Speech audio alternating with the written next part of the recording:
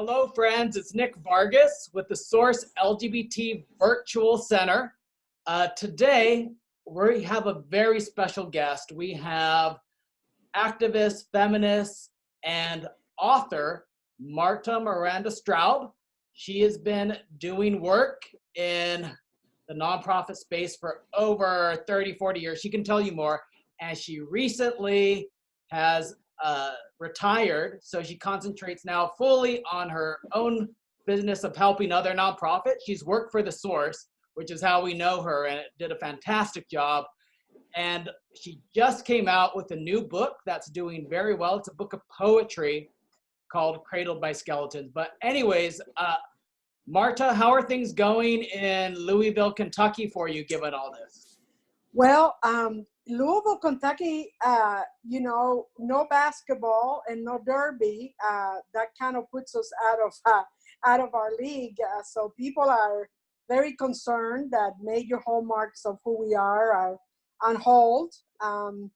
We had several performances. I was booked for multiple readings at one of the museums, at one of the Kentucky Center for the Arts. They're closed.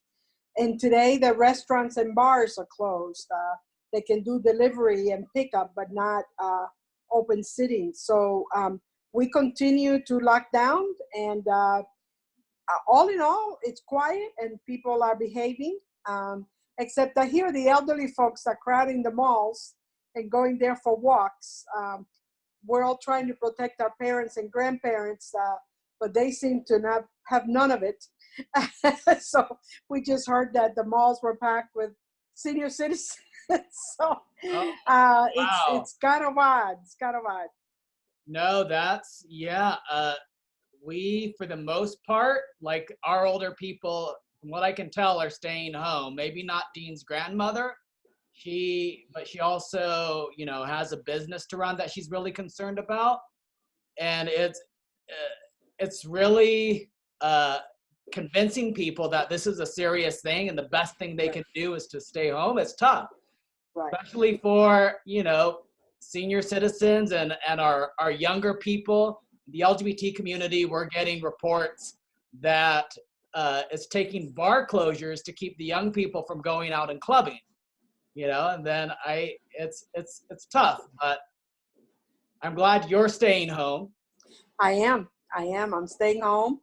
Glad to be talking to all of you and hopefully inspire some of the folks who will be listening on ways that they could take care of themselves, not just while they're in during this crisis, but in general, and how to recharge their batteries for when the world opens up again. Some things that they can do while we're in this situation, and then share some of my poetry and hopefully inspire some writers out there to be able to write. So. Oh yeah, I mean, you when I listen to you, you inspire me. So thank you. So tell us, right now, what are some ideas around people taking care of themselves? Yeah. Well, the first and most important thing is stay out of crowds. Keep your social distance. I'm not going to say anything you have not heard, but hopefully as an elderly queer grandmother, they may listen to me a little bit more. It's really important to be, I've seen this incredible set of matches, all of which are burning, and one of them just steps out of the line and it keeps the other one from burning.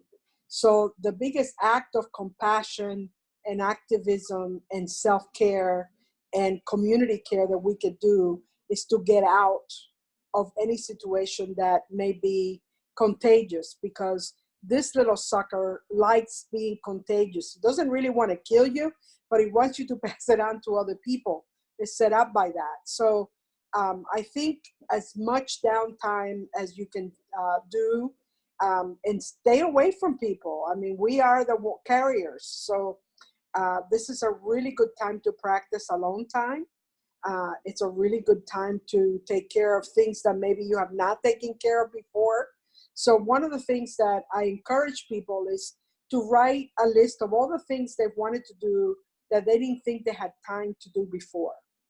What what did you want to do that was always hanging over you, but you weren't a chance to do that before? For me, it's been organizing all of my piles of paper, you know, organizing my office for my new lifestyle. You know, I'm no longer working 80 hours a week. I'm doing consulting only and keynoting. So my life has really changed, but I have not changed my office to reflect that. So some of us just need to create a private space if we don't have an office. What's a good self-care private space? Is there a corner chair? Is there space? Is there a room in your place? Is there a little area where you can put some self-care things like a sweet blanket, you know, a blanket that feels really good on your skin, you know, a candle that you're not allergic to, any kind of inspirational reading, a journal, and a pencil, several pencils and pens, you know, coloring books, those kinds of things that are really help us calm down. But what I really believe is creating a self-care space, particularly right now. I've always had it. I call it my mermaid cave, Your mermaid. because I'm a mermaid. Yeah, I'm a mermaid. Call it my mermaid cave. But that's where I do my writing. That's where I do my meditation. That's where I do all my creative work. However, most people may not have that. So I'm asking you to pick a comfy chair or a room or a corner of the couch that you're going to claim and make that your self-care space and really claim it. What are the books that really nourish your heart and your spirit that maybe you haven't read that you need to put there? Or what are for example, I have 2 sets of tarot cards that I got for Christmas, and I haven't opened them. So I brought my tarot cards into that space. I have a vagina coloring book, you know, that I have not, and a Ruth Gaeta Bensberg coloring book. So those are going to go down during this quarantine. You know, so things like that feel really important. I have a very soothing picture of my granny and my dad, both of which have passed, which are on my altar. So it's also a really good time to make an altar, you know, regardless of your denomination, a Buddhist or altar, a outdoor nature altar where you put rocks and you actually put things that are meaningful to you from the environment, leaves, just a place of worship, a place where you can actually sit and breathe and be intentional about your spiritual being. So when I think about self-care, I think about, of course, the body. So if you're not, the gyms are petri dishes right now. So if you can't go to the gym, then what are some stretches that you can do? What are some weights that you can do? What is some walking that you can do outside, or keeping your social distance that you can do? Maybe learning how to cook something, you know, making able to make some meals for yourself and putting them away. I just made a really wonderful soup that has all kinds of things. We call it sancocho in Spanish, which is basically everything you had in the refrigerator you throw in there. So mine has plantains and sweet potatoes and chickpeas and, you know, all of that spinach and everything, corn. And I just cooked and cooked and cooked that until it got really thick. And now I have 3 little Tupperwares full of that, so that even when I don't feel like cooking, I have something nurturing to eat. So take care of your body. What food are you eating? What food do you have in the refrigerator? What are you making that maybe it's a recipe that you wanted to try that you haven't been able to try? I've always liked to make a quiche. I've never made a quiche, so I'm going to make a quiche during this thing. So those kinds of things. So food, movement. There's lots of yoga and movement and Tai Chi classes that are online that you can go ahead and take. They really help. Meditation, if you always thought, you know, meditation was a really good thing to do, it is. It helps you stay in the moment. You don't really need to be an expert on it. It's very easy to do.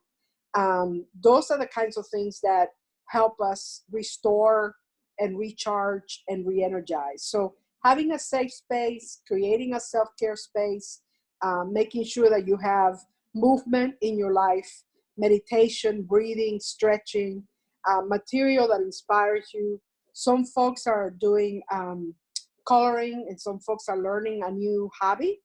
I have not touched my quilting in 8 years. So what I want to do is, one of my things to do is to take all the material out and put it out and decide which one I'm going to keep and which one I'm going to give away. Because I may not have the same taste today that I did 8 years ago, you know. So things like that that are really helpful. Reorganizing my desk so it's reflective of me being a writer, not just being a CEO or a consultant. So really putting other things in there, like a lot more pencils, erasers, inspirational poetry books from the poets that I really love, that I really don't have a lot of time to read. I have a stack of those that I want to go ahead and do. One of the things that I've added that I think has been incredibly beautiful for me has been a lot of the museums are putting all kinds of art exhibitions online, and I've been able to watch several concerts and several art exhibitions that I've never would have gone to, that really are filling me up. So we got to feel the body, we got to feel the spirit. Psychologically, this is a really good time to work on affirmations and your self-esteem, and really being intentional about who's in my life. There's a saying in Cuba that I really love. It says, "Tell me who you are, tell me who you hang out with, and I'll tell you who you are. Dime con quién andas y te diré quién eres." And so it's a good time to say goodbye to some people that maybe you've outgrown, or that are bringing negativity and drama into your life, or that maybe served you for a certain amount of time, but they're no longer the people that you want. So re-examining relationships is a really good time to do that. And then choosing to re-engage differently once we're out of this quarantine. You know, do I have enough quality time with the people that I really love? You know, I miss my great nieces and nephews. I haven't seen them. I see them rarely. And this kind of thing reminds me that, you know, we may not have a lot of time. I'm 66, so I'm really looking at my life in general. But I think for a lot of us, we're in denial that we have a limited amount of time anyway.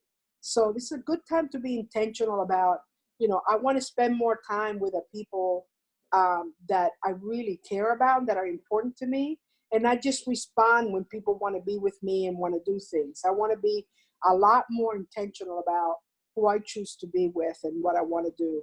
So I made a list of who do I want to cook dinner for when this is over? You know, who do I want to visit? Who do I want to be able to ask to go for a walk with? You know, so the social aspect of my life, reevaluating that, asking ourselves, is this person, you know, if the people in our lives are not enhancing and supporting who we are and being authentic in their own life with ourselves, then we need to put the energy away and put it someplace else. Am I actually spending quality time with the people that I care about? And who are those people? Everybody's important, but not everybody's important to me. So really, who are those people? So making those kind of social decisions, creating spiritual practices that maybe we haven't done, having some physical space to take care of ourselves, being able to take on a hobby or do a chore that maybe you've put off, like my 2019 taxes are going to get done because I've been procrastinating. So they're on my list. So I get up in the morning, I take a shower, or I have my breakfast first, then take a shower.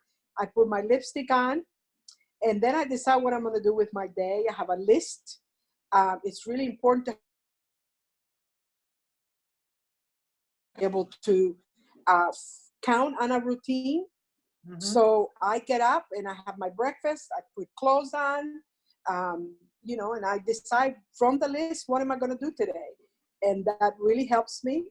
Now, the luxury is I have time to schedule in a nap, which I will take. Yeah. Making sure that I take a nap, which is really great. And I always make sure that I make one phone call to somebody who may not have a lot of people in their life. So maybe isolated, or I don't have time for usually. So that I do one of those a day. So spiritual, physical, emotional, social. It's a really good time to reassess our quality of life.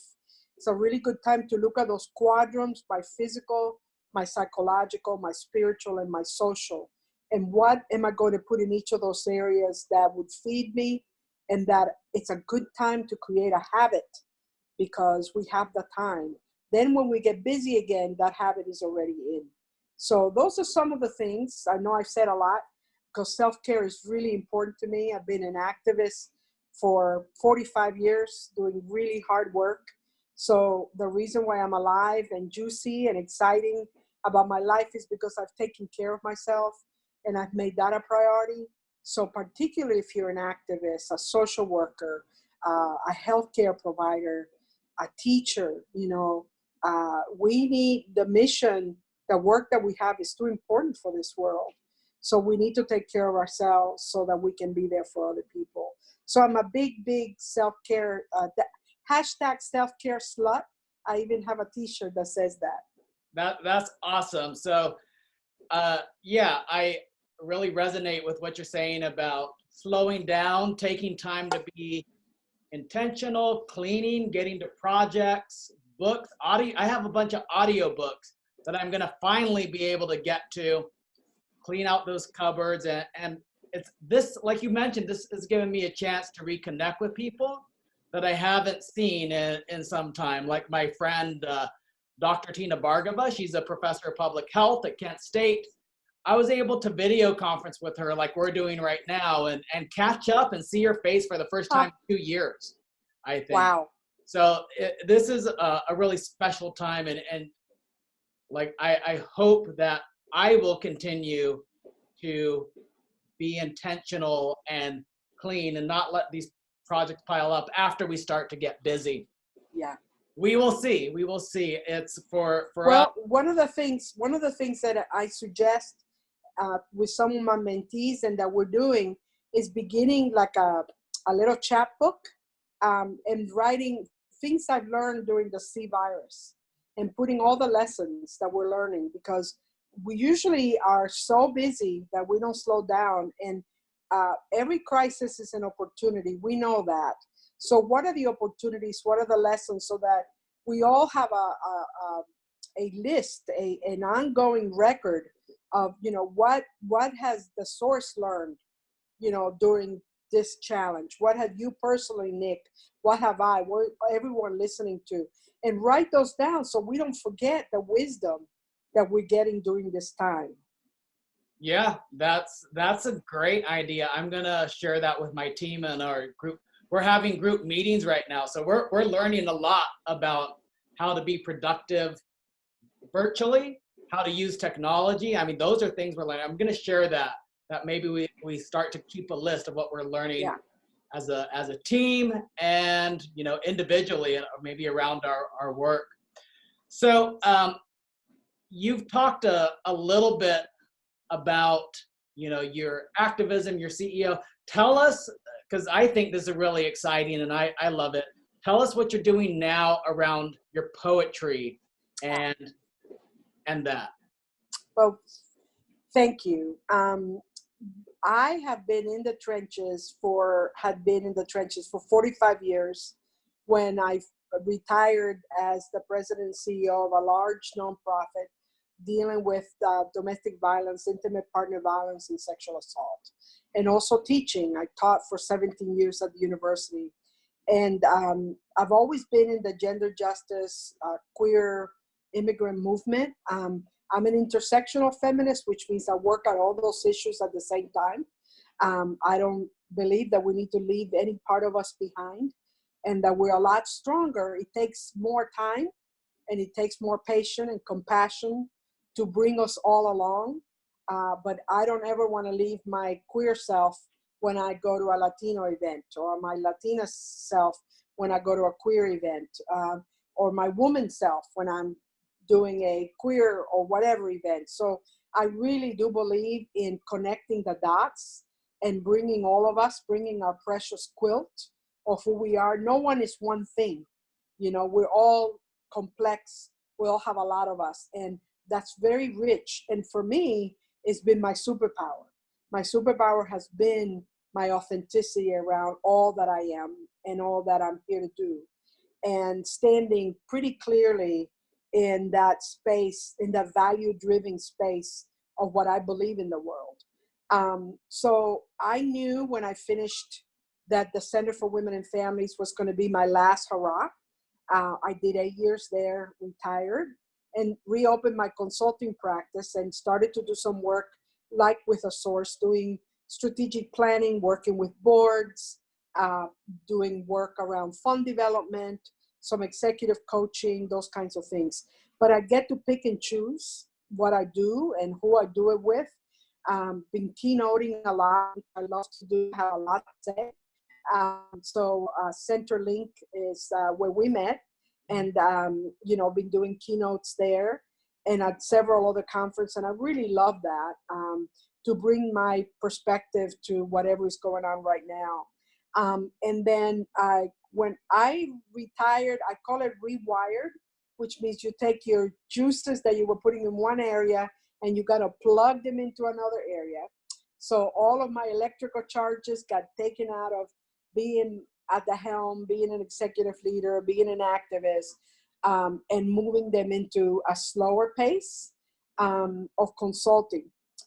So I reopened my consulting practice, and I went and got a mermaid tattoo, which I wanted to have for 10 years. And I had just gotten it the last time I visited you guys. Yeah, I remember at the pizza parlor you showed us. Yeah. So very proud of her. Getting ready, have an appointment to get more scales now, because I'm growing, so she's growing. So getting more scales, kind of a half arm of scales. So I think that's going to be pretty lit. I'm really excited about that. Let me show you real quick. We just oh my God, look at that. So we got married a couple weeks ago and went to Hawaii for our honeymoon.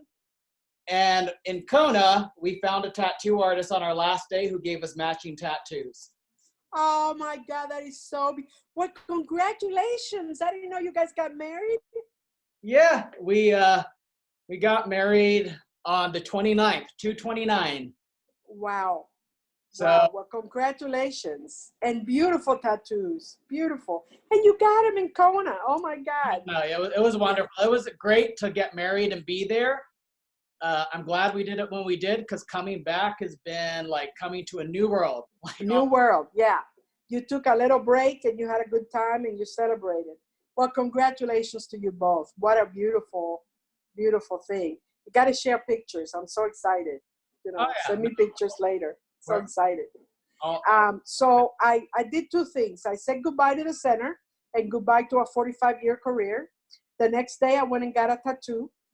And the second, because that's my vision. My vision is mermaid author on the beach. So that's my next job, right? Is to get a little condo on the beach and write full time. And closing the consulting practice. I still got about 1.5 years to go, and then I'll do that. And then on the third day, I started to write my memoir. So for anyone who's interested in writing anything, the first thing that I learned that was the most helpful is dedicate writing time. What is the time of the day? What is the day of the week that is going to be your writing time? So for me, I chose Mondays. So Mondays, all day I wrote. When I was stuck and didn't have any creative juice, I read poetry or I read things that were inspiring to me. But I didn't go to meetings. I didn't do laundry. I didn't do anything else. Sometimes it was 3:30 in the afternoon. I had not brushed my teeth. I would go down into the Mermaid Cave, and that's that. Poor Simon would be peeing on himself because I hadn't walked him. I mean, that is sacred time. So dedicate sacred time. If you don't have a day, you have an hour, you have a morning a week, you have a part of Sunday or a part of Saturday, whatever that is, just make sure that you block it off on your schedule and that's sacred time. So I did that, and it took me 2 years to write my memoir. And I wrote my memoir. It's called Cradled by Skeletons, A Life in Poems and Essays. And it's been wonderful I've been holding space for everybody for 45 years. for domestic violence victims, for LGBTQ hate crime folks, for Latinos, undocumented folks, for women. I've just been holding space, sacred, safe space for what humanity throws out. Is really the alchemy of our humanity is what I love to work with. You know, I work with trans folks that had gotten raped, students when they went back home, and those kinds of things. So I knew that I wanted a life without trauma, but I also needed to tell my own trauma and tell my own story, which I have not had the opportunity to do because I was responsible first for my baby brother, and then for everybody that had worked with me, or for the clients that I saw, or for the donors that I was bringing into the organization, or for the students that I was teaching.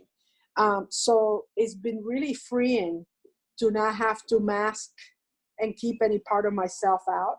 So I wrote a memoir with everything is in there, from my birth all the way to when I finished the center. And it's been a real healing piece for me. But what is most inspiring is that people are finding it. I'll never forget Brian when I read at the last conference, coming up to me with tears in his eyes, and he said, "Your words are delicious." So when everybody asks me, "What's the most incredible thing someone said to you about your work?" It's like that my words were delicious, because really it is a beautiful baby girl, and she is full of resilience, full of courage, full of trauma, and full of just sassy boldness about living her life on her terms. So I'm very proud. I'm very, very proud. And people cry when I read. People get inspired to write when I read. People remind me that they had a similar experience. So I am living my best life, and this memoir has been just a real gift, a real gift. Well, please then share with us here in the time we have left. Share with us a poem or two that you want to share. Sure. Sure. So how long do we have? Oh, I mean, we have, let's say, another 10 minutes if we want it. Okay. All right. Great. 5 to 10 minutes. Yeah. Great.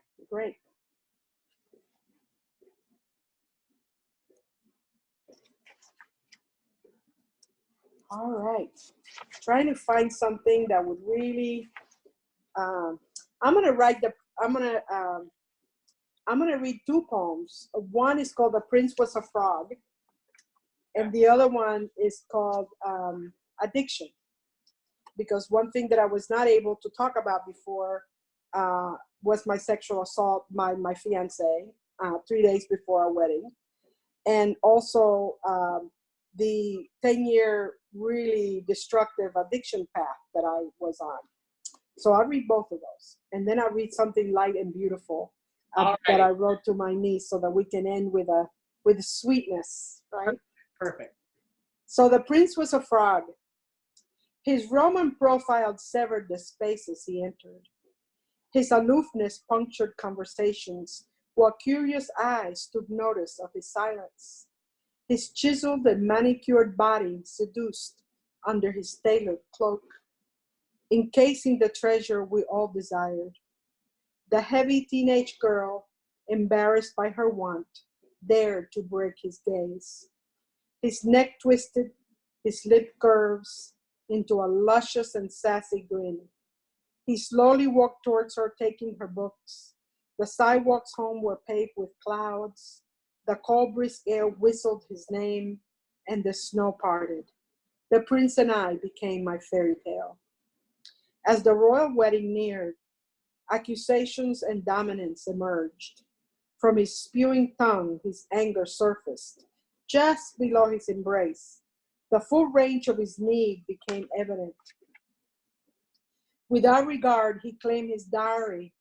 With the glee of a drunken sailor, he stared at the blood drops on the white sheets. In her numbness, she witnessed his demise. The crown on his head crumbled, his skeleton collapsed, his Italian cloth dropped into the ceramic floor. His skin became damp and mothy. That day, the princess learned happily ever after was a patriarchal delusion designed to appropriate the feminine, and she decided that her destiny was only hers to write. I love it. I love it. I heard you read that at the Centerlink premiere of your poetry. Yeah. Yeah, the book wasn't even out when you heard it. Oh, no, we got a sneak preview. Yeah. So this one is called Addiction. I'm a recovering addict and alcoholic. Grateful to be 38 years clean and sober. And right after, not that situation made me an addict, but that situation made me to escape my pain. Because I have the biology of an addict, I of course developed addiction as opposed to just be acting out with drugs. And all through my career, I've never been honest about my addiction. When I did my book launch, one of the board chairs came up to me and said, "Why didn't you ever tell us?" You know, all board chairs. And I said, "Would you trust an addict with $6.5 million?" And she said, "Probably not." Yeah. That's why, right? So, to addiction, you mended the burn marks on my back, your slaps across my face. You soothed my disjointed septum, and you rocked my colicky infant. You gave rhythm to my frozen hips after he took my virginity without my permission. You greased my bones so that I could dance with abandon. You allowed my breath to return to my belly. You brought back giggles and laughter. You stood in for my courage and gave me confidence. You melted the incessant microaggressions poured on my psyche daily. You unlocked my aching jaw and helped me to claim my voice. As time passed, you became a demanding and unforgiving captor. You abducted my freedom. Your jealousy became my prison. I walked with shame running down my arm and drops of blood contaminating my medicine. Johnny Walker lost its luster. Rum no longer reminded me of sugarcane, and Remy Martin cognac was no longer sophisticated. I often fell to my knees when riding horse. I lost my visions from peyote, and the pure white snow turned to darkness. After 37 years of healing goodbyes, I'm still here, recovering from your brutal betrayal. Wonderful. I can empathize with that. I know a lot of people can too. Thank you. Yeah. It just is your friend and then betrays you, you know. That's what happens to us. And what did all those things that we couldn't do before becomes the problem. The next thing that I'm going to leave you with is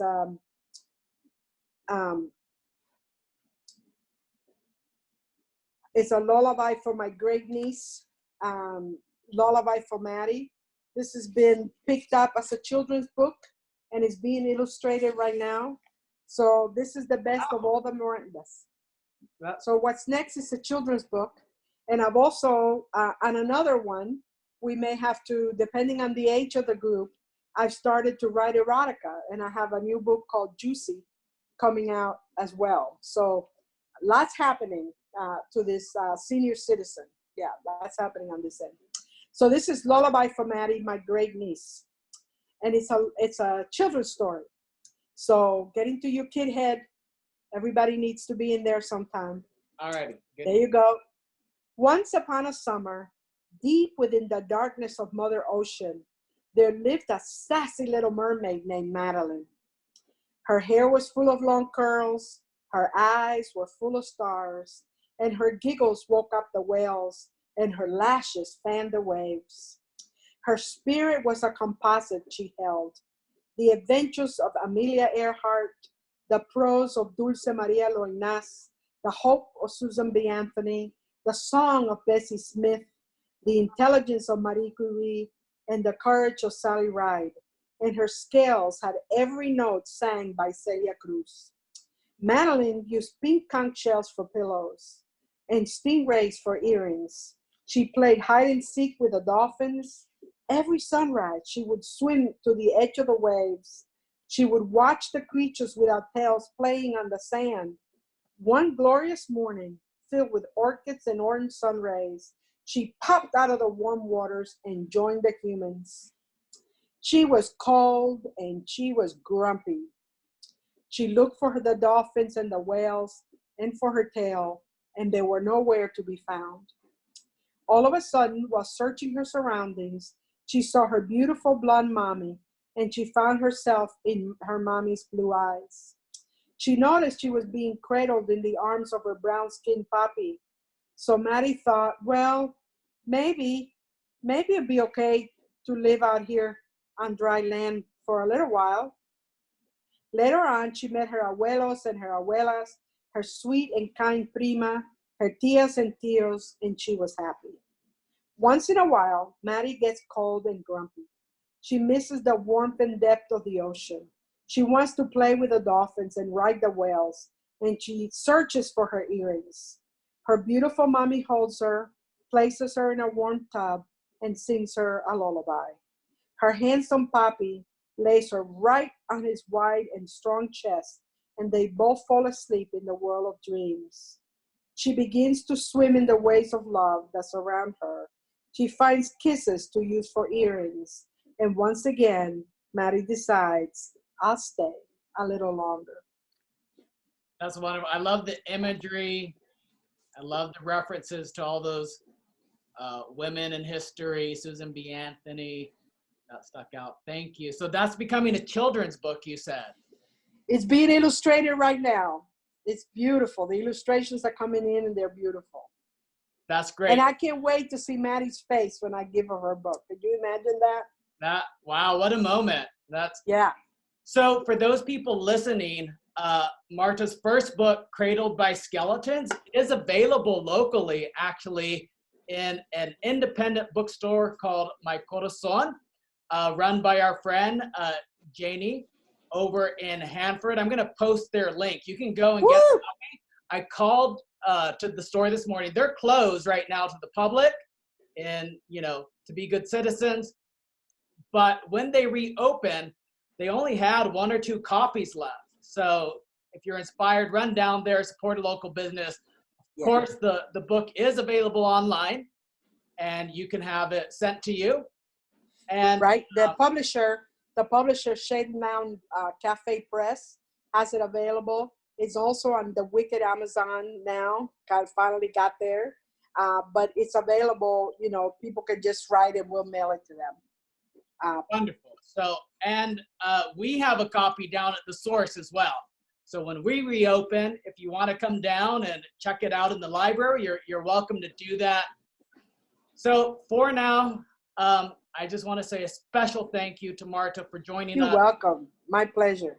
It's so important that we can still maintain our presence with each other during this time and think about things about self-care, about how we're going to learn and what we're going to do next. So any last words you want to leave us with? Yes, remember that self-care, for those of us who are activists, is a revolutionary act. I stole that from Audre Lorde because our work is too important and it's really precious. So above all, take care of who you are in your spirit and ask yourself, what is my purpose? What am I doing here? Because there's plenty of other people who were just as gifted and as deserving as us who are not here. So I do believe that we're here for a purpose. So stay connected to that purpose. I will certainly take that to heart. For those listening in our virtual center, later today, we're going to have Amy Shuckley and our county supervisor give us update about what's happening at the county level, best practices. So join us, stay tuned later for the virtual center. And of course, if you need to connect or you need support or have a question, just call us, reach out on Facebook Messenger, email us. I'm Nick at thesourcelgbt.org, and we want to hear from you. So we will see you all later today in the Source LGBT Virtual Center.